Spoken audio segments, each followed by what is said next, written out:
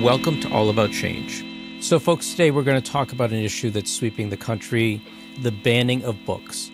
And we have an expert, a librarian, who has become an activist, Amanda Jones. So, Amanda, welcome to All About Change. Hi, it's an honor to be here with you today. Thank you. So let me just jump in and get your take on what you believe the purpose of a library as a community institution is. All right. So a school library, the purpose for a school library would be to provide, all of our students with access to resources for research, but also free independent reading, as well as for providing everyone on faculty and staff resources to help teach their content standards and to, help shape little minds into becoming more empathetic human beings and more knowledgeable about the world around them. Librarians are experts at connecting books, to the right students or patrons. We are experts at helping them find those books. We're experts at helping them navigate resources and research. And we can provide them with valid resources that aren't just, a random Google search that they perform on the internet. We're the experts to help them. But also, if we're speaking about a school library, school libraries, we provide a safe place for the kids to, enjoy and hang out before school recess. The Human Rights Coalition just recently put out a report last year that 9 out of 10 kids feel safe in school libraries. Well, you're talking to someone who loves libraries and grew up in libraries, so I get it. But what are some of the misconceptions that you think people have about the way content is curated for libraries, particularly school libraries? So there are a lot of misconceptions right now. If we're talking school libraries, school librarians, we all have collection development policies. And in those collection development policies, it guides us on what type of materials to acquire for the library. So, for instance, I'm a school librarian at a 5th and 6th grade school. My students are 9, 10, and 11 approximately. So I only have materials that are professionally reviewed for students in my age range. So you're not going to find a high school level book, a book that is targeted for 17, 16, 18-year-olds in a 9, 10, 11, 12 library at a school. Same for the public library, except for a public library is for, birth to death. It's for everyone in the community. But public libraries also have different sections. You have your children's, generally your children area, your teen, young adult section, and an adult section. And the librarians, the professional librarians at those also file their collection development policies and place the materials in the appropriate section. Let's talk about you a little bit. My understanding is that you live in the same town in which you grew up. So yes, I live in the same small 2 red light town that I have pretty much my entire life. And I was a reader. My mom is a former kindergarten teacher. She's retired, and she would read to me every week. She's also a Sunday school teacher, so she would read to me Bible stories as well. And she took us to the library every week. And she just instilled that love of reading and knowledge into, me and both of my sisters. And as I got older, I wanted to kind of take after her and become an educator and do the same thing. Okay, so let's talk about the moment that you became famous. Talk about what happened, why you decided to speak up and fight back against book bans in your community in a public way. I've always been a library lover, and I have had a library card since I was 5 years old in our public library. And although I am a school librarian, I kind of made headlines for speaking out at a public library board meeting. So I went as a resident, not as an employee, because it had nothing to do with where I work. I went as a resident of my community to speak at the public library because, our libraries were being targeted by an outside extremist group, people that did not live and work in our parish. And I felt it was important to speak out. And part of the reasoning for that is because in 2020, I was named the Louisiana School Librarian of the Year. And in 2021, I was named the National Librarian of the Year by School Library Journal. And I think that when you are given a platform and a position and awards and accolades like that, you should use them for good. And so I wanted to use my expertise as a librarian, but go and speak as a resident who was concerned about what I was seeing happening in our local public library. there's an outside extremist group that I don't like to name on air to give them airspace, but they have been very significant in costing a neighboring parish, Lafayette Parish, of funding, causing chaos. I was watching from my area, watching their library board be replaced with extremists from rational, level-headed people, banning displays, banning books, relocating books. And when I saw a member of that dark money nonprofit organization, outside extremist group, posting about our library in our local community Facebook page saying everyone needed to get to the library board meeting, I looked at the library board agenda. And all that the agenda said was content and signage. But it was in July and it came right after Pride Month. So I figured, based on my expertise in following censorship attempts across the United States over the past few years, and after following Lafayette, that there was going to be an attempt. Okay, so for the listeners and for my own edification, because when you hear about like book banning, you think of going back to the time of the Nazis and burning books and that books are dangerous. To me, education and the ability to access different viewpoints seems to be what education is about. But maybe you could just sort of set the setting that you were in. What are people afraid of? Well, there are lies being pushed in our community and communities all across the United States that there are sexually explicit materials or pornography, if you will, in children's sections of libraries. And it's just not true. There are no sexually explicit materials in children's sections of libraries or in, school libraries. What people are calling pornography and sexually explicit are any topics that have to do with the LGBTQIA plus community and anything having to do with sexual health. So, for instance, a book that was challenged in our parish that someone said they wanted banned and removed from our library is a book called Pride Puppy. And it's a book written for little children about a puppy in a pride parade. And, there's nothing remotely sexual in that book, but they wanted it removed because it had the word pride and the puppy went to an LGBTQIA plus themed parade. So it's that kind of nonsense. But you'll see people, politicians pick up the mantra of sexually explicit in the library and they run with it, and people share false information online and it just snowballs until eventually everyone in the town is like the town in Beauty and the Beast, and everyone, it's time to go attack the castle and kill the beast.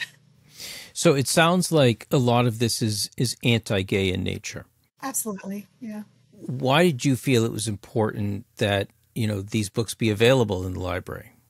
Libraries are for everyone. And everyone in the community pays taxes, including the families with two moms and two dads or whatever.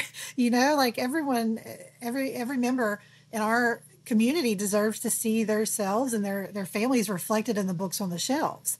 It's very important to me because as an educator, a 24-year educator, unfortunately, I have seen a lot of my students, once they graduate, move out of our area because they don't want to be ostracized and hated upon for being a member of the LGBTQ community.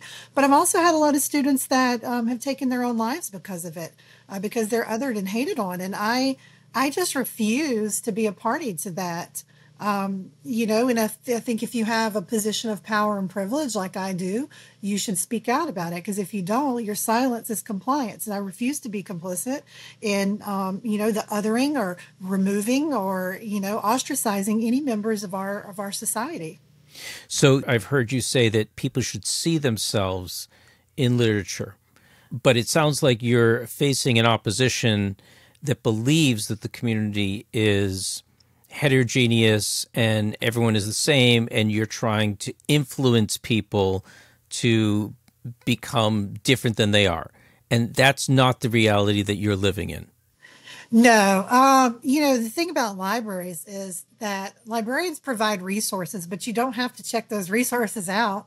If you're a parent and you don't want your child to look or check those books out, then don't.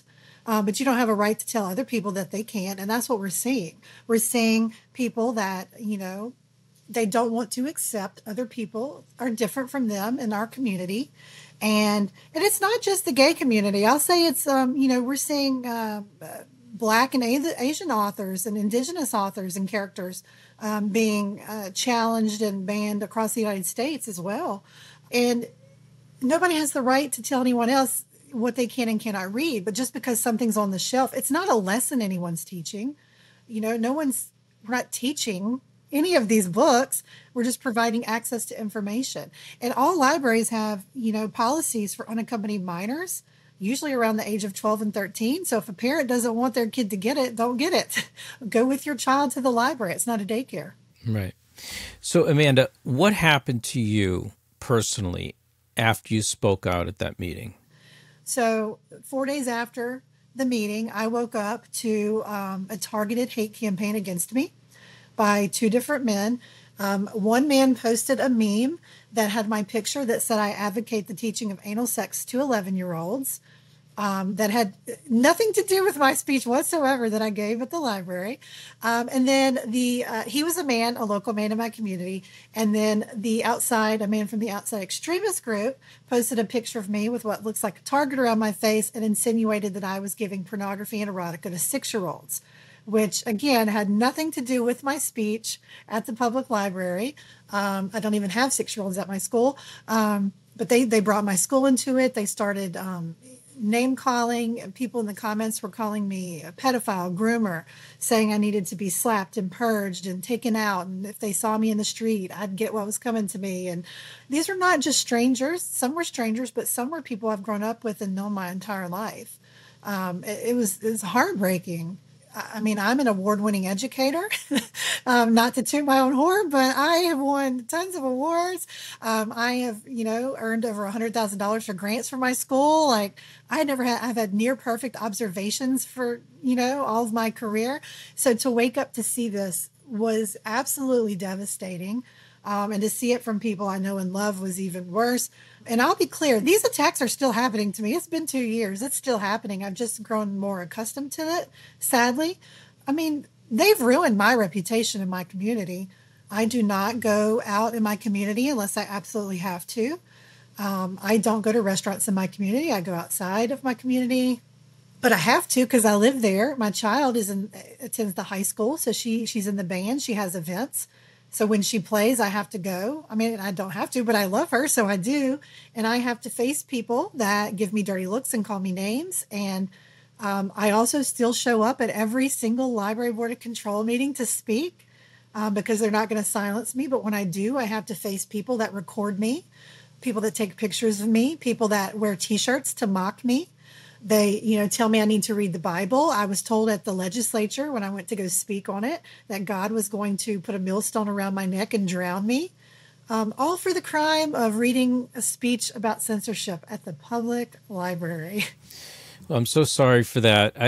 Did you ever go to the authorities and about the threats that you were receiving? Yes, I lodged 2 formal complaints with the sheriff's department. And they basically said, "Oh, that's a civil matter. We can't do anything about it." I received a very explicit death threat that I also went again for the 3rd time to the sheriff's department. And they said, "Oh, we can't trace it. We've tried and we can't." Even though I traced it myself and handed them all the information they needed. So no, the sheriff's department was not very helpful. And I don't know if it's because their hands are tied or what. It's very disheartening. To not get any help from authorities. And so, I ended up filing a lawsuit in civil court, and it's still ongoing. The court case was dismissed by a local elected judge in my community who said it's their opinion, even though I can provide all 4 facets of defamation, it's their opinion that I teach children how to perform sex acts and give children pornography and erotica, even though it's provably false. It was sent to the Louisiana First Circuit Court of Appeals.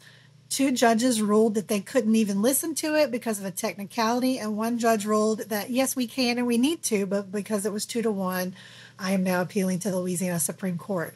So I'm still fighting for the right to have a trial, to bring these men in front of a jury of my peers. That's what I'm fighting for right now, and it's all technical, legal jargon right now. But all I'm asking for, I'm not asking for a lot. I'm asking for a dollar and an apology. That's all I want. So, Amanda, at what point did you turn from being a librarian who was being attacked and dealing with the emotional aspect of that to becoming an activist, to standing up and saying, okay, I'm not going to take this. I'm going to stand up and I'm going to fight? It only took me about a week to decide. I'm very stubborn, but my parents always raised me, and I teach my students that if they're being bullied or they see injustice, they need to speak out. So I'm doing what I was raised to do. I'm doing what I teach our students to do. Speak out if something's bothering you, you're being harassed or bullied. I didn't set out to become an activist, but they tried to silence me, and so I figured I was going to do the exact opposite of what these people who are trying to ruin my life want me to do. They want me to be silent, so I'm going to do the opposite. So, I mean, maybe I went a little overkill with the opposite. I founded the Livingston Parish Library Alliance to help my local community, our local library. I joined with friends and we founded the Louisiana Citizens Against Censorship to help libraries all across Louisiana to stop anti-library legislation. And now, I have a book out. I wrote a book about it, which is kind of my ode to libraries and tells my story, but also shows the roadmap of why this is happening, because it's important for people to know why this is happening, not just in Louisiana, but all across the United States. And also what people that are not librarians can do in their communities to help educators and librarians. So how do you deal with mental health issues while this is going on? Does your activism help you in terms of your mental health? Yes, it helps me in that it gives me something positive I can do. That I'm not just sitting at home going, "Oh, woe is me." Like there's actionable items that I can take and I can do. But I've been very honest with people about how I had to take medication for a while, anxiety medication.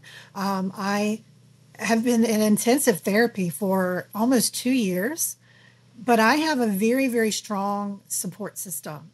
I have a very supportive family. My parents live next door to me. My sister lives behind me, a supportive husband and child.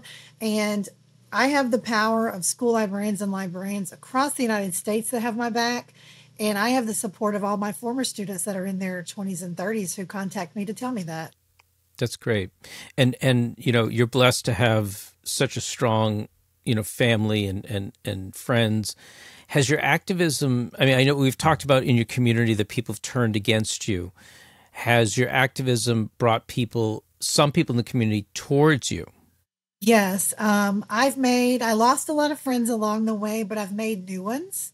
I found people that are willing to speak out for me and for the library on issues that are important. Um, I'm in the coalition building business right now. Like I'm building personal learning networks and family networks and friend networks, but coalitions of people from all walks of life. And so it has drawn people to me, and I've made a lot of new friends that I'm very, very thankful for. I get a lot of messages of support and letters in the mail. And there was a veteran named Bill who sent me a letter, and Bill has served in the armed forces. And he sent me a letter saying that there are going to be people that desert you when you fight for a cause, but to hold my head up high because there are more out there than I realize that are standing with me, and that it's important to stick up for what you believe in.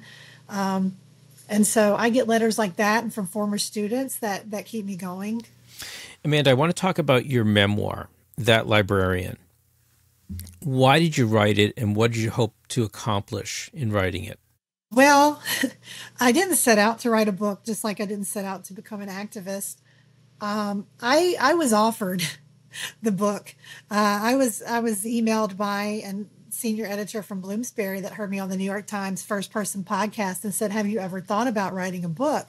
And through my therapist asked me to journal and write down my feelings. And I thought, well, that's not much different than what I'm already doing. And I had broached the topic. A friend had suggested it, like, you ought to write a book. And I'm like, oh yeah, who are you kidding? But I had notes on, like, if I did ever have a book, what would the chapter titles be? But when you're offered a book deal, you don't pass that up. You're offered a chance to tell your story. And has the book achieved success? Are other librarians around the country reading it? Have they contacted you with any feedback on it? Yes, hundreds of librarians, not even just librarians, just fans of libraries and readers from all across the country have contacted me about it. Um, I just, I was just excited to have a book in print, and it's actually become a bestseller. It's been on the, Washington Post and the Indy Next and all the regional best-selling lists. So it's considered a bestseller, Wow, and it's sold a lot of congratulations. copies. So I'm really excited about that. It's more than I had hoped for myself. I just wanted people to know my story. Well, that's awesome. So I would urge all of the listeners to check out the book and consider buying it. Talk about what's happening in the rest of the country. I mean, we've heard about the awful experience that you've had, but what other examples have you heard in different parts of the United States? So the things that are happening to me, villainizing school and public librarians are happening all across. We're seeing mass challenges, people that, don't even have kids at a school will challenge 300 and 400 books. We're seeing anti-library legislation. So we're seeing states like Missouri passed a bill that can criminalize and imprison librarians for literature. But we're also seeing the opposite of that, because I know in Minnesota there was an anti-book banning law, and there was Governor Tim Walz signed in a bill that librarians with their professional expertise should be trusted, and that people should follow collection development policies. So we're seeing that as well. Mm-hmm. All of the lawsuits that are happening, most of them are in Florida and Texas, and the people that are challenging books are not winning. Right. Well, that's a good thing. I want to go a little bit deeper into why you think it's important. And I just covered this issue in my last episode regarding film with Octavia Spencer, about the importance of authentic representation, the importance of seeing a book or film and seeing yourself in it. And why is that so important? It's very important for authentic representation. I always use the quote by Dr. Rudy and Sims Bishop that books should be windows, mirrors, and sliding glass doors. And, we should have books where we do see ourselves in them and we can learn and grow from people like us. But we also need to learn about people that are different from us, people of other, races or religions or orientations, or different people in different socioeconomic status than us. Because when you read about others, you learn empathy. And my child is a white child. I want her to learn about other races, I want her to learn about them from authentic voices. I want her to read books on Indian Americans or indigenous people or Black Americans from those authors themselves. So it's very important to have representation. It matters, because if they're missing from the shelves, that sends the message that they need to be missing from the community as well. So I always thought, I agree with you. I think that that's something that I enjoy when I read, or I'd want my kids to read about other people, to learn about their cultures, to learn about their stories. Why do people, do you think, see that as a threat? Well, the people that are seeing it as a threat, the majority of the people that are seeing it as a threat are white straight males, if I'm being blunt. And those are the people that have historically been in position of power in our country. And it's a threat to them to see, other people learn and grow that are not white straight males, or, even I'll say white straight females too.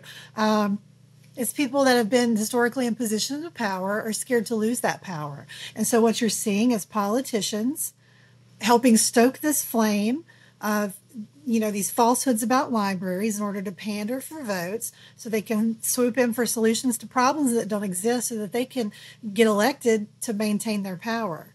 And in turn, they file other legislation to maintain that power, and it's usually tied to money. Is there a way, in your opinion, to keep politics out of our libraries? For this issue, no, because I would love it. To me, it should be a nonpartisan issue. The First Amendment, we should all be for free speech. We should all be for equal rights. But if we're being honest with ourselves and what's happening, it is the far right Republicans who are pushing book banning and censorship. And as a registered Republican, of which I am tired of people, extremists from within my party, pushing these extremist views and ruining things for the rest of us. And I will say they've about pushed me out of the party. I haven't voted Republican in a few years because of these extremist views. But no, politics, we should all be for the same things, freedom. This is America. Exactly. So, Amanda, I want to ask you about your interaction with other librarians, because what you have experienced, other librarians have experienced in other parts of the country, but not everyone is as strong as you are or has the support network that you do. Have you come across librarians who've just said, that's it, I can't deal with this, I want to leave, I don't want to do this anymore? Yeah, they're leaving in droves. We're not going to have librarians or public educators, for that matter, left if our country doesn't stop attacking them. I have a good friend of mine who is a leader in our field, who for a solid decade was like the lead presenter at all the librarian conferences. She was at the forefront of everything. She blogged, she had a website, she spoke out. She was attacked so much, she's disappeared. I mean, I still talk to her, but she's disappeared from the public eye. Doesn't advocate for library. I mean, she can't because she's so attacked, and it's heartbreaking. And what can you say to someone like that? You can't force them to come back if it's emotionally, if their mental health is not there. Oh, I say, you have to make the best decision you have for you and your family, because I am in a position of privilege, and I have a lot of librarian friends who are single moms. They can't afford to lose their job. They can't afford to lose family support, or not everybody's in that position. And I understand completely. If they need to leave the field, that's what they have to do. It's just sad to me that they've been forced into no other choice but to do that, because we love our jobs. Librarians love our jobs. We go into our jobs not for the money, because that's certainly not it, right, and not for fame and fortune. We go in it to help our communities. And these people, librarians and educators, are being driven out of the profession that are our calling because of mean, hateful extremists pushing these horrible lies and anti-library rhetoric. It's awful. Amanda, talk a little bit about the nonprofit that you helped start along with some fellow librarians building libraries. What are the goals of this organization? Yes, we just launched that nonprofit, and we have a website, buildinglibraries.org. And it was two friends of mine. We got together and we decided we wanted to help libraries. So it came out of an idea. A good friend of mine, Dr. Andrea Trudeau, spent a summer in Tanzania. And she met Dr. Wasanga of the Jane and Demi School for Girls. And Dr. Wasanga said she really needed librarians' help to help build her library at her school and help get it organized. It's a self-sustaining school for girls. And she wanted someone to come in and teach the girls at the school, the older girls at the school, on how to set up a library, run it, and so that they could in turn teach the younger girls who would grow up and do the same thing and pay it forward. So that's our first project, is we're going to help organize and build a library at the Jane and Demi School for Girls in Kenya. But we started a nonprofit because we didn't want that to be our only project. So we hope to have a project every year. It just so happens this project is in Kenya. The next year might be in one of our own communities, might be somewhere else in the United States, but it's going to be helping people who need help build and grow their own libraries and information systems to empower whether it's students or members of their community into growing their own self-sustaining library systems. Really proud of it. Well, congratulations. And how would people get involved in this organization? We have a website, buildinglibraries.org. Right now, it's very new, very brand new website, so it will get better. But we are taking donations for our first project. And once we are going to be fundraising soon, but once we kind of get the details of our first major project, we're going to set up outlines for how other people can replicate these projects in their own communities. And so whether they want to donate to help us, or they want to look at our model of what we're doing and do it within their own communities, they just need to follow our website and see what we're doing. Awesome. That's great. So what advice would you give to fellow educators, librarians, even everyday citizens who don't know where to begin to stand up in their own communities against book bans? To start, you have to pay attention. You need to, pretty much every library board of control, city governance, county governance, state governance, public library system post agendas. It's like in the bylaws. You have to post your agendas for open meetings. Read those agendas. Contact the people in power, whether it's a school board member or a library board member or whomever, and watch those meetings. And maybe you're scared at first to go to those meetings yourself, but usually they're streamed online. So watch them online and learn and pay attention. But paying attention is the most important part. The next part would be speaking out once you understand what's happening. You can email your legislators. You can join in. Pretty much every state at this point has a grassroots alliance that you can help and volunteer with. Louisiana has Louisiana Citizens Against Censorship. Texas would have the Texas Freedom to Read Foundation. Florida has the Florida Freedom to Read. So they're in all these states. Join and ask them what you can do. The power of the people in Louisiana. Our Louisiana Citizens Against Censorship, we built a coalition last year that sent 44,000 emails to the Louisiana legislature, and we defeated 7 anti-library bills, which was a huge success considering the extremist supermajority in the Senate and the House and a dictator governor. So, it's the power of the people. You have to use your voice. Send those emails if you're afraid. Or you can attend meetings and you can fill out cards saying you're in opposition of things that you don't wish to speak, but show up in support. Right. Well, that's powerful advice, especially because a lot of us tend to look at federal elections and we don't pay attention to local elections and local town meetings. And I think it's important. That's good advice to pay attention what's happening locally, because sometimes that can have a great impact on your own community. And they're counting on us not to pay attention, and that's what's happened, and that's how this has all taken root. It's all taken root in local communities across the state. It's all local, and so your local elections really matter. So you got to get out there and vote. Well, Amanda, it's been an absolute pleasure talking to you. I'm very inspired by your activism, especially because you didn't start out to become an activist. You became an activist, and you've grabbed a hold, and you've become a national leader. And I thank you for your strength and to stand up. I know it's not easy, but I appreciate you. And I really want to thank you for being my guest on All About Change. Thank you for having me. And I'll say I'm really, I'm ready for this part of history to be over. So I don't have to continue to be an activist. I just want to go back to my normal, regular life, but until that happens, I will be speaking out. And I thank you for allowing me to share my story today. So thank you. Thank you so much. Today's episode was produced by Yochai Tal and Mijan Zulu. To check out more episodes or to learn more about the show, you can visit our website, allaboutchangepodcast.com. If you like our show, spread the word, tell a friend or family member, or leave us a review on your favorite podcasting app. We'd really appreciate it. All About Change is produced by the Ruderman Family Foundation. That's all for now. I'm Jay Ruderman, and we'll see you next time on All About Change. Au revoir, but not goodbye.